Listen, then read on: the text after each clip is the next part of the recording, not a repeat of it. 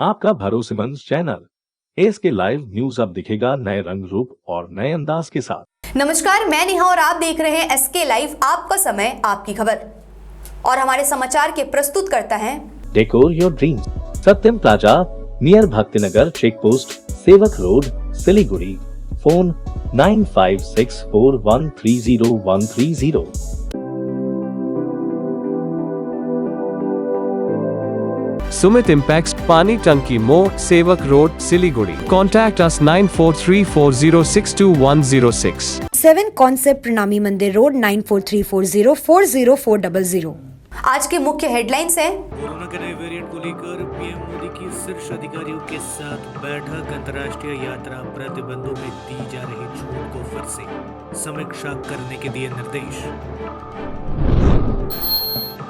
गठबंधन नहीं चाहती है वह मोर्चा, जिन सीटों पर उम्मीदवार नहीं है वह सीट भाजपा तृणमूल को हराने वालों के लिए खाली रखी गई।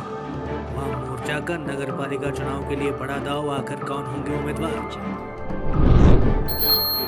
देश की आजादी के पहली बार समुद्र तट से करीब 2600 फीट की ऊंचाई पर स्थित अलीपुरद्वार जिले के बक्सा हिल्स में खुला पहला स्वास्थ्य केंद्र, डीएम ने किया उद्घाटन।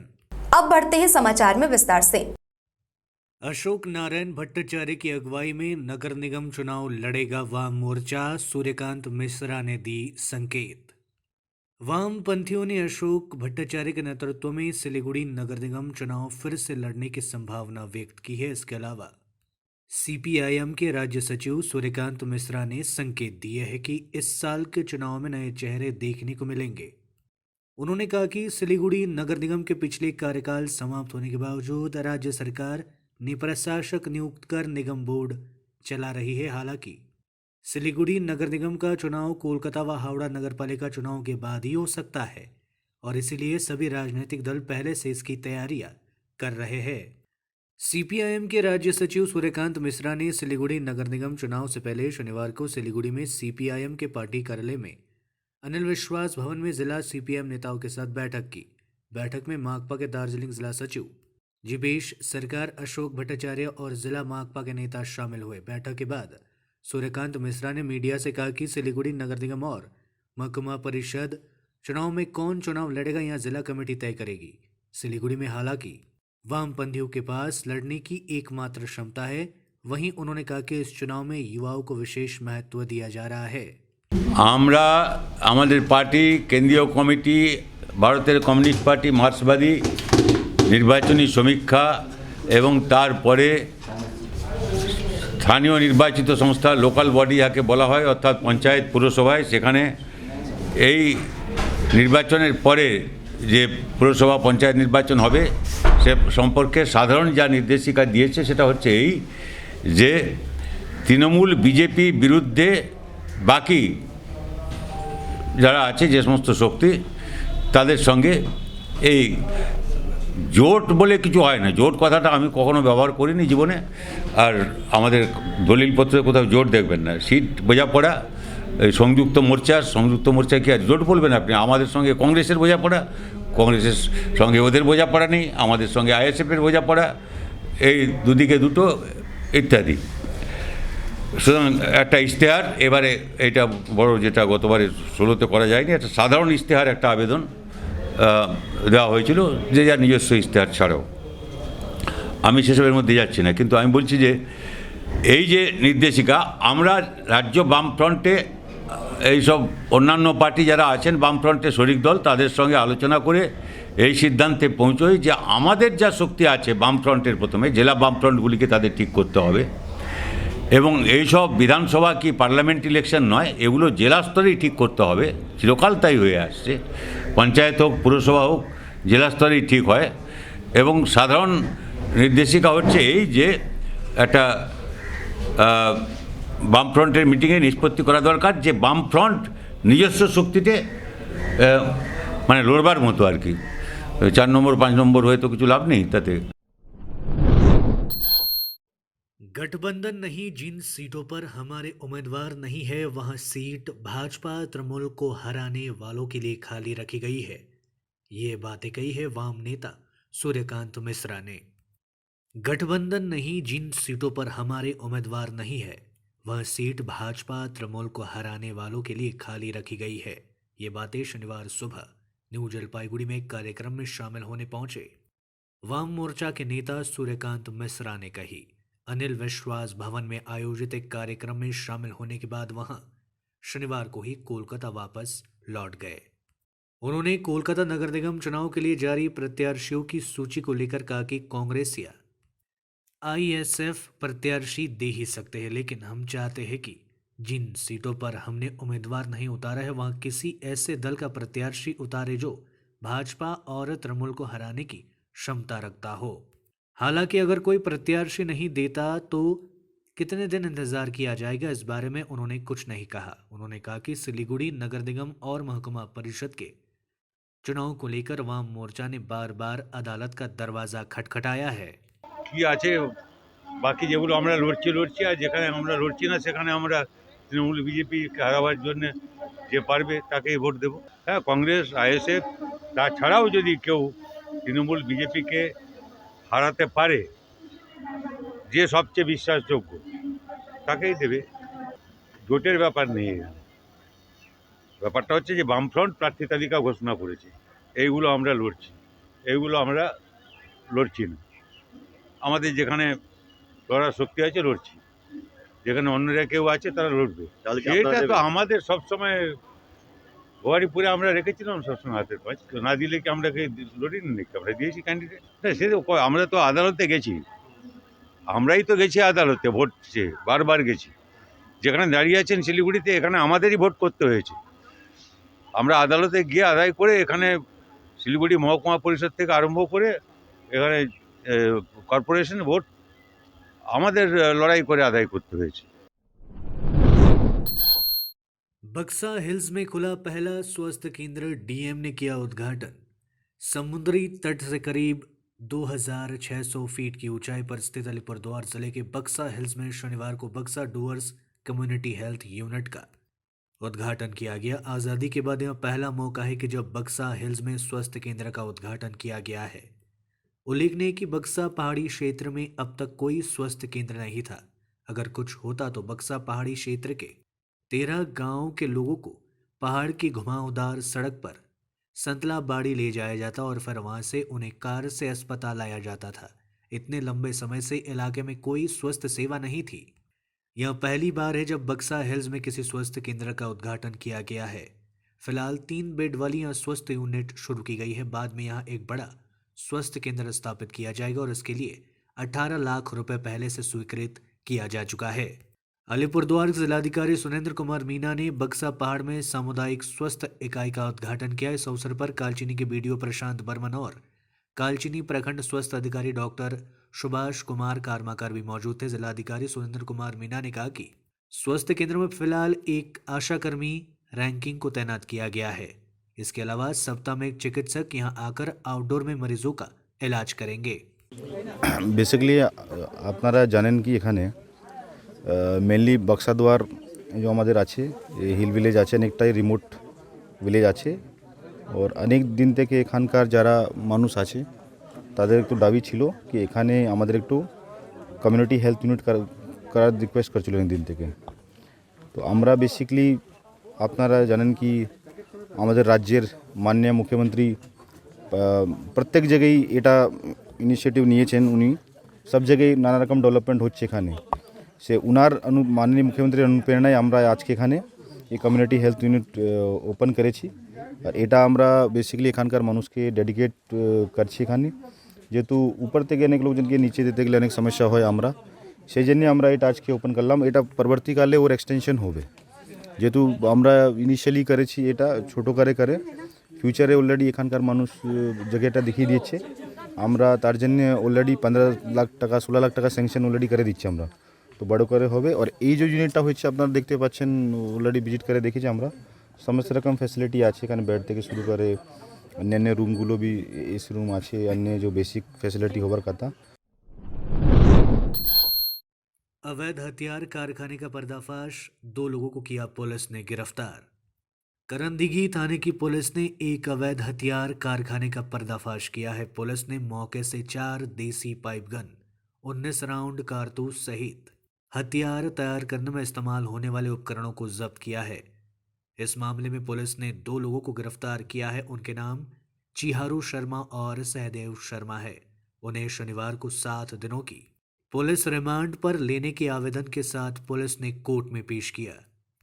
पुलिस पूरे मामले की जांच में जुट गई है। मिली जानकारी के अनुसार करंदगी थाने के डाकशाला गांव में चिहारू शर्मा नाम का एक व्यक्ति के घर पे पुलिस ने छापेमारी की।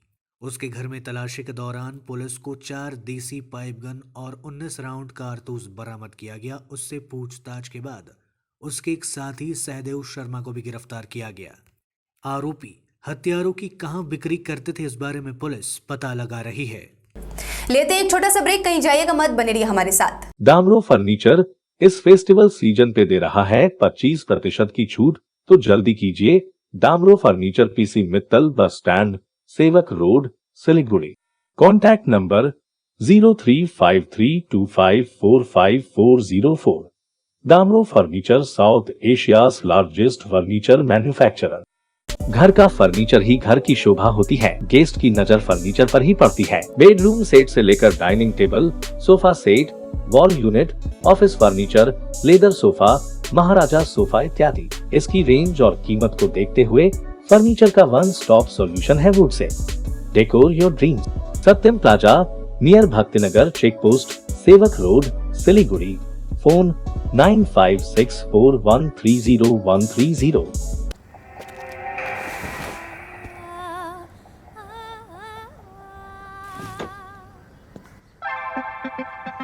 मूड ऐसा बदल गया, माहौल घर का चमक गया। मूड यूं बदल गया, माहौल घर का चमक गया। मूड ऐसा बदल गया, माहौल घर का चमक गया। सूर्या के नए स्मार्ट लाइट्स, सूर्या सबको मूड में ले आए।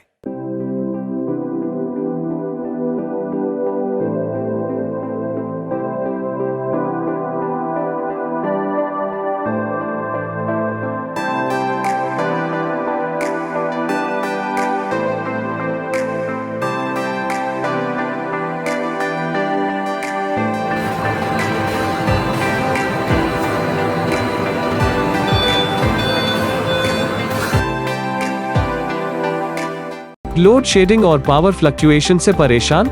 इन्वर्टर और स्टेबलाइजर लगाओ, परेशानी से निजात पाओ। घर एनवायरनमेंट का रखना है ख्याल, तो सोलर एनर्जी का करो इस्तेमाल। जी हाँ, यूपीएस, इन्वर्टर, बैटरी, स्टेबलाइजर और सोलर एनर्जी के लिए विजिट करें सुमित इम्पैक्स, पानी टंकी मोड़, सेवक road, Siliguri. Uninterruptible power supply का टोटल समाधान, मार्केट से कम मिलेंगे दाम। Contact us 9434062106।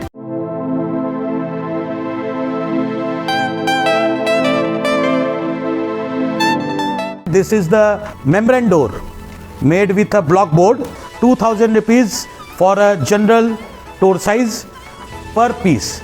This is a WPC flooring. We have the laminated wooden flooring, AC4 grade, AC5 grade available with us. The PVC flooring, this is one day work for one room. These are the wooden laminate flooring.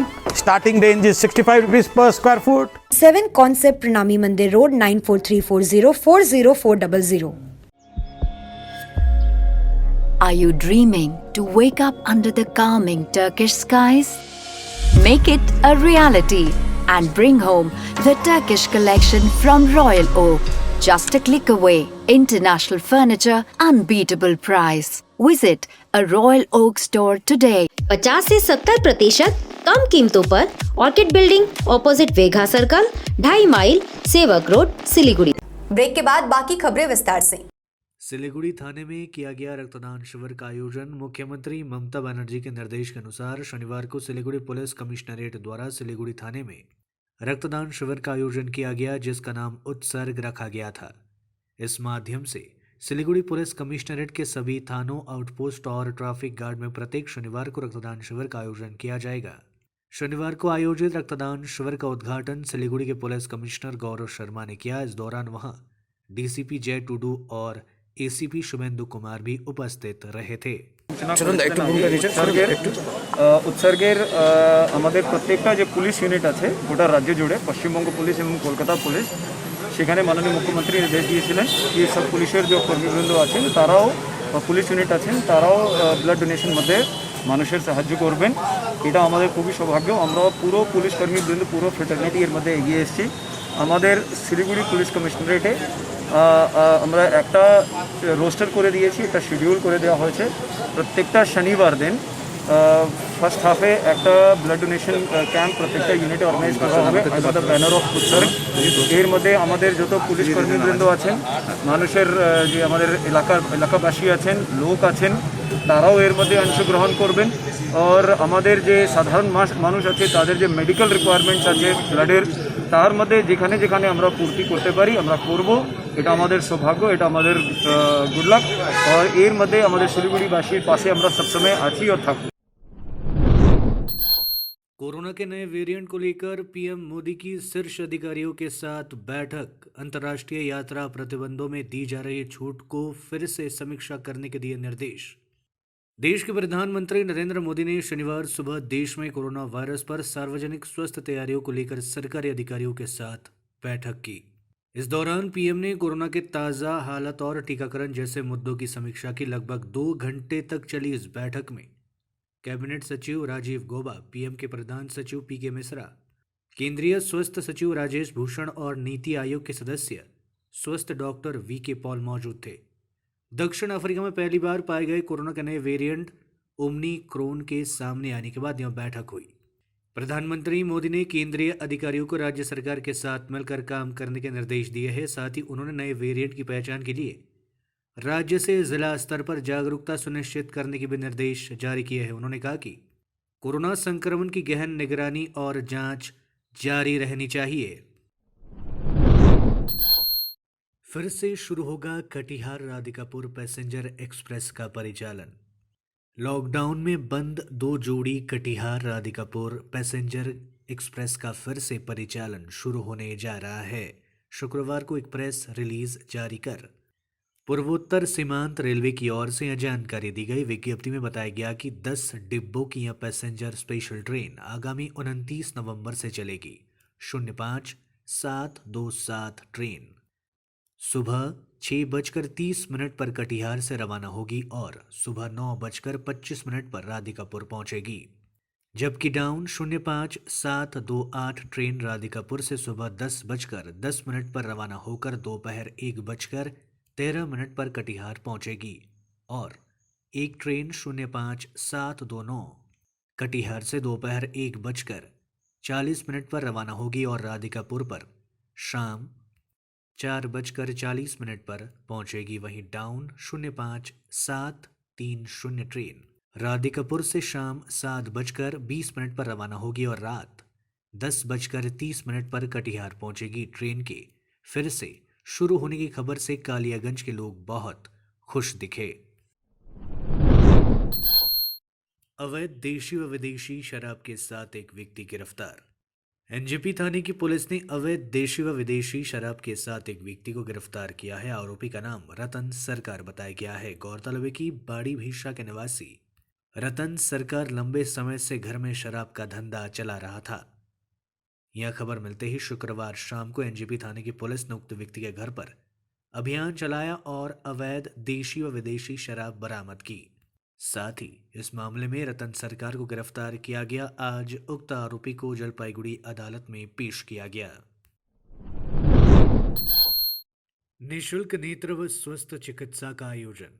विधान road व्यवसायी समिति और बाबा Loknath mission की संयुक्त पहल पर सिलीगुड़ी के मित्र सम्मेलनी के सभागार में आम लोगों के लिए निःशुल्क नेत्र एवं स्वस्थ जांच शिविर का आयोजन किया गया था।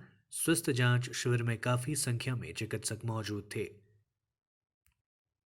आज के चिकित्सा शिविर में हर वर्ग के लोगों को चिकित्सा कराते देखा गया। चिकित्सा के बाद जरूरतमंद लोगों को निःशुल्क दवा भी दी गई। आज के लिए इतना ही। आगे तमाम खबरों और अपडेट्स के लिए देखते रहिए एसके लाइव। सोचा था उत्तर बंगाल और सिक्किम का एक टेलीविजन चैनल हो।